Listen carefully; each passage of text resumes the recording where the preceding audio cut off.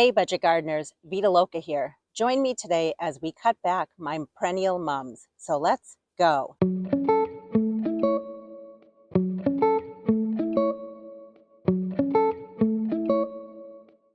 Perennial mums, you say? Why yes, there are mums that are perennial. Now not all mums are perennial, so just keep that in mind. These mums that I have over here, and I have another bunch right down that way, have come back for me year after year. They're a very pretty purple color mum. They looked beautiful last year. And even though I didn't get to dividing and moving them around this year, guess what? Next spring, that's on my to-do list. Mums are very popular.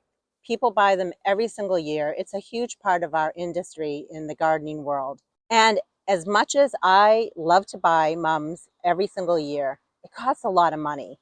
So why not try to get your mums to come back year after year and just enjoy them in the landscape? Now I could divide parts of it each year and put them in container pots for sure. And that's something I plan to do starting next year.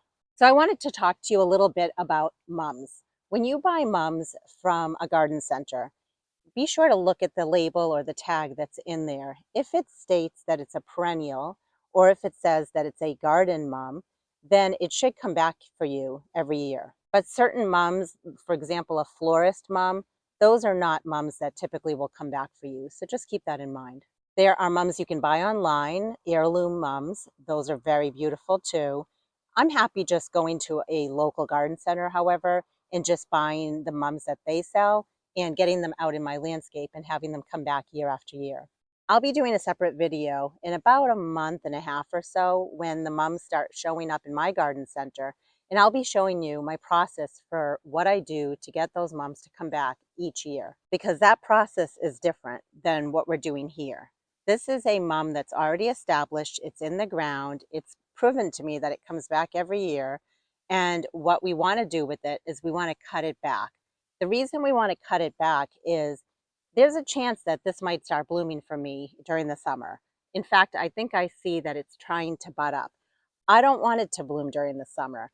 One of the reasons is if it blooms in the summer, then it's not going to last me all the way through the fall. Also, if it blooms too early in the summer months, it's too hot out and those blooms won't last. They'll fade very quickly. Normally, when you cut back a mum that's already established in your garden, you want to do that in the early spring months. And you want to do it often. You want to do it every time it puts on some amount of growth.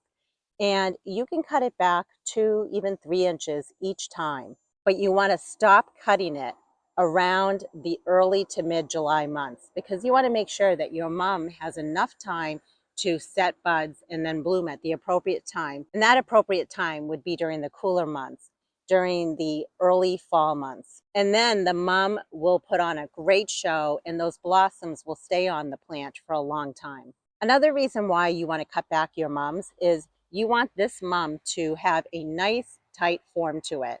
That's how the mums are when you buy them from a garden center in the fall time. But with perennial mums, if you don't go in there and cut them back at least once, if not twice, during the growing season, what will happen is they'll just get tall, leggy, and once they put the blooms on, the blooms will just fall right over. When it comes to fertilizing a mum that's already established in your landscape, you want to do that in the spring months and once again, if possible, during the summer months. I like to just use something like 10-10-10. It's an all-purpose fertilizer, but you can use whatever fertilizer you like. Other than these 2 beautiful purple mums that I have in this flower bed, I also have a bunch of mums that are perennial in my front yard. I call that flower bed the lilac bed, and those mums are very pretty as well. They've already started looking leggy, and the process that we're going to do with this mum, I'm also going to be doing with those mums so that those look beautiful as well later in the season. To do this job, you could use something like hedge cutters or hedge shears. This is especially great if you have a large number of mums that you need to tackle. I like to use small hand pruners. I just feel like I have a lot more control over what I'm doing. And no matter what you use, just make sure that your cutting instrument has been sanitized and you've also sharpened your tools. So I'm going to be coming in and I'm going to be cutting this back by about 3 inches.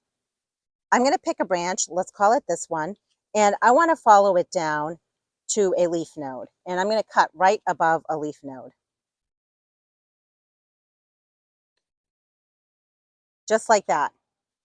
And you'll notice that the mum is starting to create buds. And we don't want that. We want our mum to basically branch out more and be bushy. So I'm glad we're doing this job. Better late than never.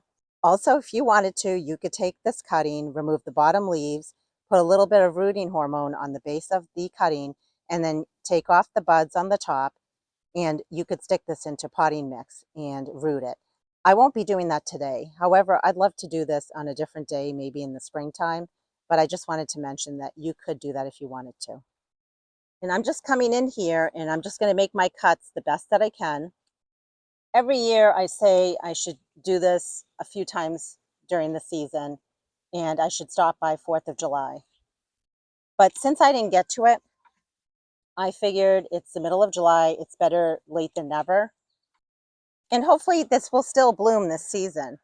But the reason I'm making this video is to share with you to be on the lookout for mums, and that you can definitely try to overwinter your mums as a perennial.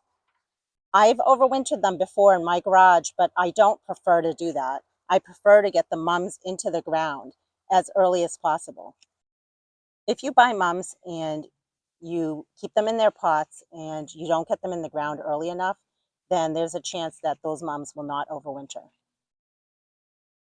It's a satisfying job. I feel bad doing this to plants, but I'm learning this year that there are certain jobs that are beneficial for your plant and are important to do, and that there are right times and wrong times to do those jobs. You can really control the shape and size of your mums when you're doing this process.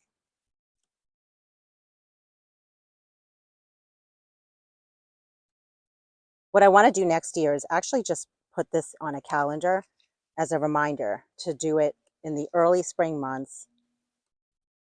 Do it again sometime in June, and then one more time in early July. Because the more times you cut on it, the more branching it will do. I have a piece here that probably got stepped on, not quite sure, so might as well just cut it back. As much as it hurts to do that, it's better for the plant. These pieces probably won't do anything this year, and that's okay. I'm all about propagating plants from seed and from cuttings because free is free. But then there's the reality of time. And this year, it's just not meant to be to propagate my mums from cuttings. But next year, I definitely will be propagating my mums early in the spring by dividing them. And they're actually very easy to divide. So once you have a plant established in your yard, you will see how quickly it grows, because mums really do need to be divided every few years anyway. So there's the mum that we just cut back, and it looks great. It definitely is going to help it rather than hurt it. And what I will end up doing today, later on, is I'm going to cut this one back. This is the same color, it's the same purple. And again, if you look carefully, it is starting to bud up. We don't want that. I recently worked on this flower bed. I had removed some Stella d'Oro daylilies and then I replaced them with other later summer blooming daylilies. But let me take you in closer to show you the mums that are in here. They are tall, they are leggy. These are a beautiful yellow color mum. Those purple ones that we just trimmed, those came from my previous home. These yellow ones came from my mother-in-law's. I don't know the variety, I just know the colors. And they are stretching because they had daylilies, the Stella d'Oro daylilies that were laying on top of them. My project for next spring is to dig up, divide, and move these yellow mums. I have so many of them, and I literally only started with one small pot.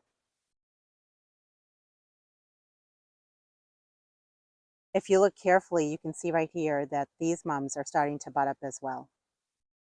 I will definitely be cutting these back harder than the purple ones, and you'll have to follow along. I'll keep you posted on how they do later this season.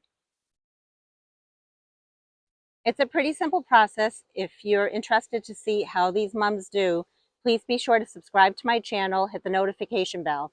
because I'll definitely be giving you an update on how they look later in the season. And I'll also be going shopping and buying some mums from the garden center. I'll be making a video showing you my process for what I do to make sure that they overwinter and put on a great display for next year. If you have any questions or comments, I always love to hear from you. Please put them down in the comment section below.